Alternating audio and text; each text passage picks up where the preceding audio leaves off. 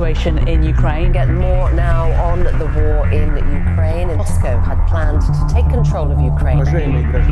Let's turn to the war in Ukraine. The Russians have no line of sight here. The Russian Truth Podcast. Hello and welcome to the first episode of the Russian Truth Podcast, where I will be uncovering the truth about the conflict between Russia and Ukraine. I'm your host, Zanna Bizjukova, and on this podcast, I'll be uncovering the truth behind the war and the consequences that followed after. As someone who is Russian and Ukrainian, I want to dive deep and find the root of this conflict and how it has made two neighbouring countries go from being civil to being at war with each other.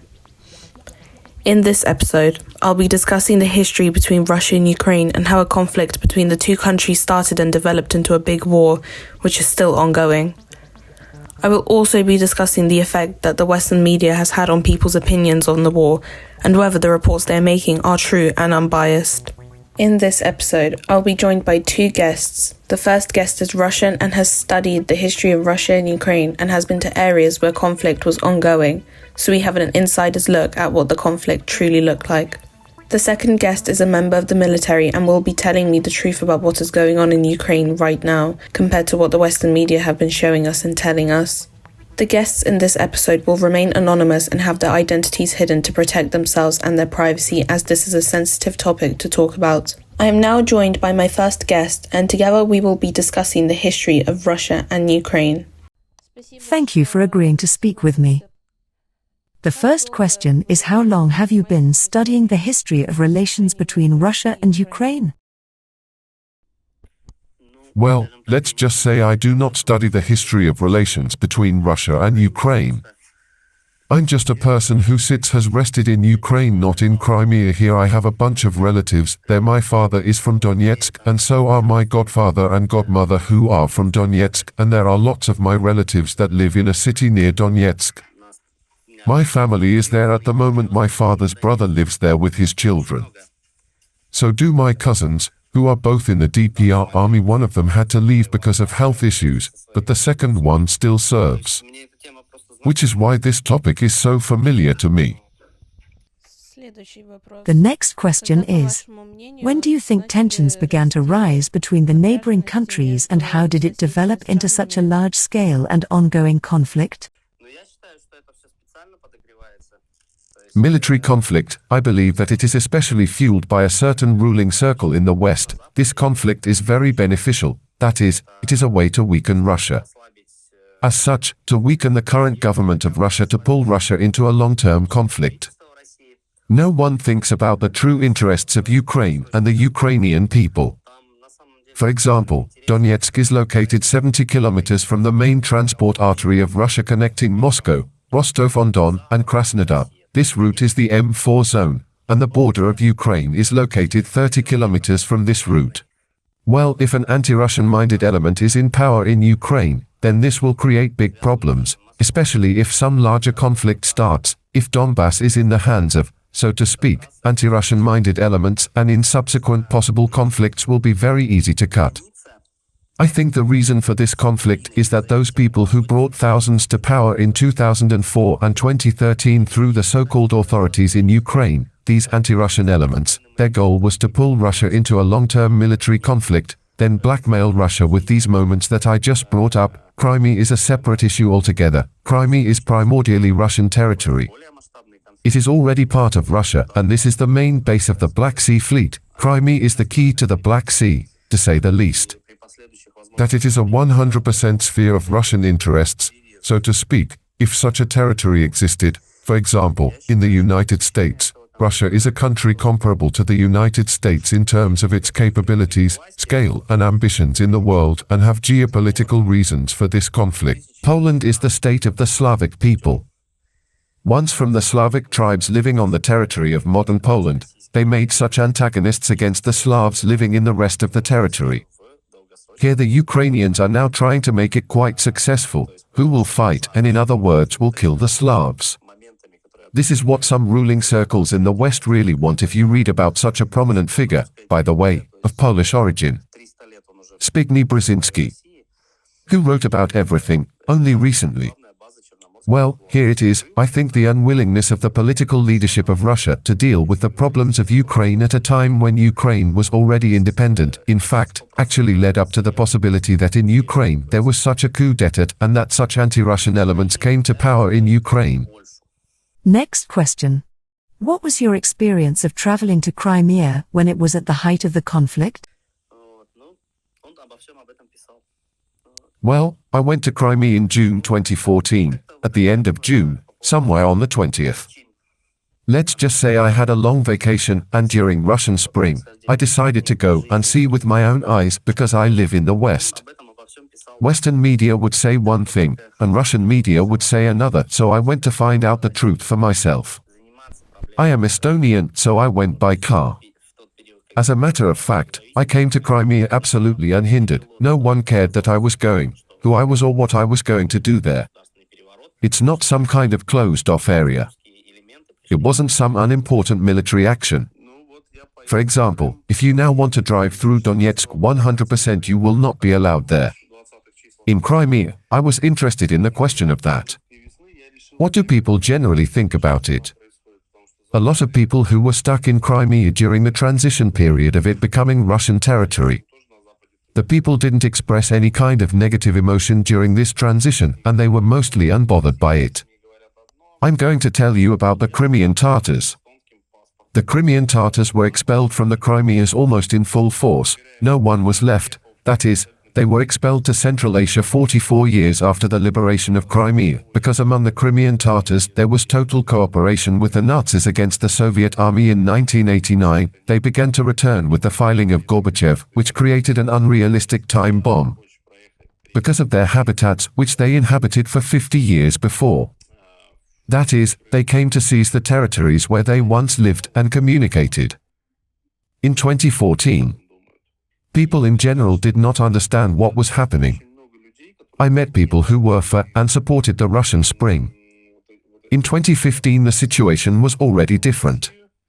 Many who did not support the Russian Spring had already left because they understood that they would have revenge, at least in the coming years, and they left for Ukraine. I had an interesting moment when I visited the native Estonian settlements where Estonians live in Crimea. They have lived there for 170 years. When I was there I met an elderly lady who was the curator of the local prehistoric museum. She spoke fluent Estonian despite living in Crimea all her life. I actually did an interview with her and recorded it. She told me that in the area most people there were Estonian and there were Estonian schools in the area. How would you say the problems from 2014 grew into a big conflict between the two countries?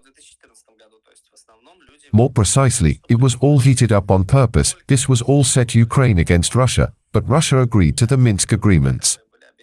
Macron and Angela Merkel confessed that the Minsk agreements were needed only in order to prepare Ukraine for war with Russia. That's it, there is this pure water provocation. For months ago I had an American visitor who stayed with me who is a retired colonel of the US Marine Corps. He is in support of Biden here. He was pumping weapons into Ukraine with money. Trained specialists sent specialists there, helped build fortifications there in the Donbass. That is, this is a pure man-made conflict. Thank you for speaking with me, I appreciate it. The conflict between Russia and Ukraine isn't as simple as it seems. This is a deep-rooted conflict which has been ongoing since 2014, and we might never see the end of the rivalry between the neighbouring countries unless something changes. The conflict between the two countries is an ongoing political argument which has had severe consequences on the people of both countries. This war has divided the people of Russia and Ukraine and forced them to not only go against each other, but also change their opinions of each other. However, what still links the people of both countries is the roots of their cultures. A big part of the problem is the Western media. To get an idea of how much the Western media has altered people's opinions on the war, and whether they are unbiased just like the Western media claims to be, or are their feelings one-sided, I went out and did my own investigation. I went out and did a series of vox pops where I asked the British public the infamous question, what is your opinion on the Russia and Ukraine war? And I will now play the responses that I received. What is your opinion on the Russia-Ukraine war? I don't really have an opinion per se. Like, obviously it's bad with everything going on. Like, of what I've seen through media, through the news and everything, a lot of it is from Russia, and then Ukraine are just trying to defend. But again, because there's such limited information about it, as there's no communication from Russia, a lot of Ukrainians obviously will back their own country. It's really hard to see what's true and what's not. So I would say it does seem like Russia is bad, but at the same time, I feel like there's such, like, even researching into it, there's such a history, but that was never, that's not put out in the media. So it's quite hard to have a opinion when you don't know everything. What's your opinion on the Russia-Ukraine war? Well, being in like a totally different country, you don't get the full perspective, so you can only see what the media says, and sometimes the media has like very different opinions to the countries that help them out. So I have a feeling that maybe the media might be, in some parts, kind of over-exaggerating or maybe even lying in some of the stuff they're saying to kind of make Russia look bad. Although there is evidence that there is a war, but I feel that sometimes media can blow out of proportion in a sort of why there is a war. What is your opinion on the Russia-Ukraine war? Frankly, I think it's ridiculous that Russia was allowed to get away with the original occupation of, was it Crimea? Yeah. And because they were allowed to get away with it without pretty much anything happening, they took advantage and continued the invasion. I mean, I think the original annexation, as they're calling it, was an invasion anyway.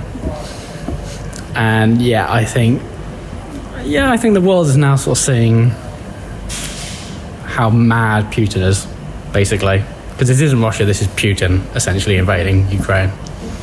And that's my opinion. What's your opinion on the Russia-Ukraine war?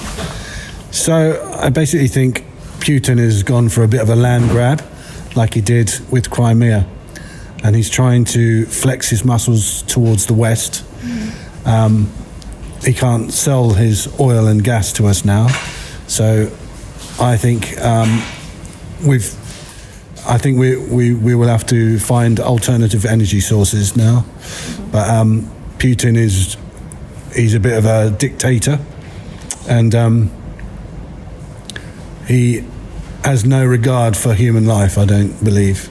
The way he's just bombing innocent women, children, men, but that's, in war, he's not actually said it's a war, but here in the West, I think we all can see it's a war. So he's kind of also leaning back on the nuclear threat as a bit of a deterrent. So that's another reason we can't go in as we did in Iraq, as we did in Syria. It's a bit of a complicated mix. So I don't know how the outcome is going to be. One side is going to lose and one side is going to win. But that is for the books. So that's my opinion on that. What is your opinion on the Russia-Ukraine war? I think that sometimes war is necessary to differentiate different laws and so on, but now I just think it's gone on for so long that they now need to come together and decide how to move forward and what's the best for both countries, and deal with it without loads of other countries getting involved and it making it into an even bigger thing than what it needs to be. I will now be speaking about my own personal experience with the Russia-Ukraine war. When the war started, the media immediately started reporting on the war, saying that Russia has invaded Ukraine. I remember things on social media popping up with people supporting Ukraine, and I was all for it because I did not support the war, nor do I support any kind of war. Every single day I would watch the news and look at the updates on the war. I then remember seeing on social media that people were starting to have a bad attitude towards Russian people. This bad attitude started with the bashing of Russian culture, the people, and the language. I even remember seeing a Ukrainian social media influencer post on her story, "If someone ever asks me for forgiveness to Russia, never, these people don't exist to me anymore." When I read this post, my heart sank. Because of me being Russian and not supporting the war, it didn't matter. This post was addressed to all Russian people. The stereotyping continued and got worse. Every time someone would ask me where I am from, and I said Russia, they would give me a weird look, and the first question they would ask me was, "What do you think of the war?" I found this an awkward situation to be in because I don't want to speak on such a sensitive topic, and when I respectfully wouldn't want to answer, people would automatically assume that I am supportive of the war, which wasn't the case. At some point, I and my mum feared speaking Russian in public just in case anyone said something. Our safest option was to speak English. These stereotypes hurt because you as a person do not support the war, but your nationality tells people otherwise. Mass media around the world has heavily influenced people's opinions on the war. When the war started on the 20th of February in 2022, my main source of information would be Sky News. I would tune in every day and look at updates on the war. However, what I noticed was how they would report on the war and how it seemed more biased than unbiased. All I would see was the war, but from the Ukrainian side and not the Russian side, which didn't make it fair and balanced news reporting to me. I then started looking at other news sources, such as other TV news broadcasts, newspapers, radio broadcasts, and podcasts. But all of them would heavily report the conflict from the Ukrainian side and barely speak about the Russian side. But when they would speak about the Russian side, a lot of it would be negative, which seemed very biased. With new updates being put out every day, people's opinions were constantly changing with each new piece of information they would hear or see. The main opinion I noticed that changed was how everyone saw the people of Russia. Until this day, the stereotype is stuck, and now I have learned how to deal with it and just continue going about my life as a Russian person. I'm now joined by my final guest for this episode, who will be uncovering the truth of what is happening in Ukraine right now from the Russian side, compared to what the Western media is telling us, which is only the Ukrainian side. Hello, and thank you for agreeing to speak with me. Well, here's the first question. From your point of view, what do you think is happening in Ukraine now? Well, in Ukraine right now there's a brutal war happening. Here in the UK, we are being told about how brutal the Russian military is being with Ukrainian civilians and that they're robbing places, killing innocent people and mistreatment of innocent Ukrainian civilians. So can you confirm if these statements that are being made are true? No, that is not true, at least from what I have seen while I've been there. But everyone says different things. For example, the Ukrainian side is saying that Russian soldiers are brutal killers. On the other hand, you have the Russian side saying the Ukrainian soldiers are brutal killers. That's completely understandable. I am just trying to get to the truth and find out whether Western news is completely unbiased or not, and your opinion would be very important not only to me, but also to the listeners. On one hand, I haven't heard of anyone on our side doing that, but on the other hand, I can't speak for the Ukrainians who are making these reports. So I can't truly say who is wrong and who is right. But have you personally witnessed any of this behavior? No, during the time I spent there, I did not witness anything like that. Thank you for speaking with me, I appreciate it. The war has had a lot of history behind it, with past conflicts and disagreements fueling the fire and making tensions higher. What I have found interesting about the past conflicts with Russia and Ukraine from 2014 is that there has been barely any news coverage about it.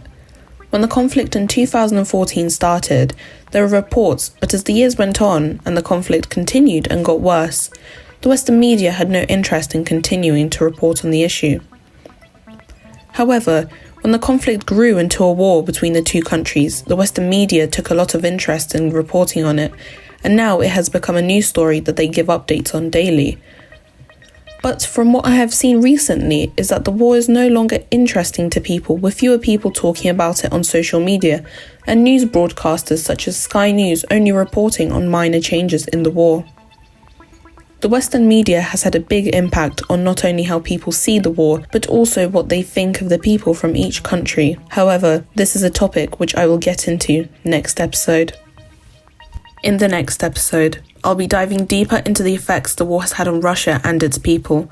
I will also be speaking to some guests who will be discussing their personal experiences and the changes in behaviour they saw towards them from other people once the war started.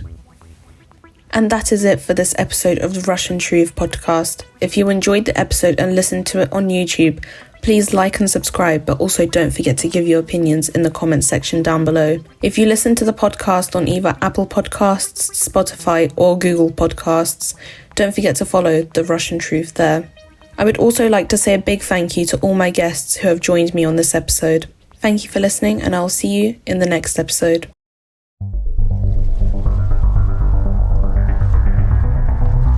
Situation in Ukraine. Get more now on the war in Ukraine. Moscow had planned to take control of Ukraine. Let's turn to the war in Ukraine. The Russians have no line of sight here. The Russian Truth podcast.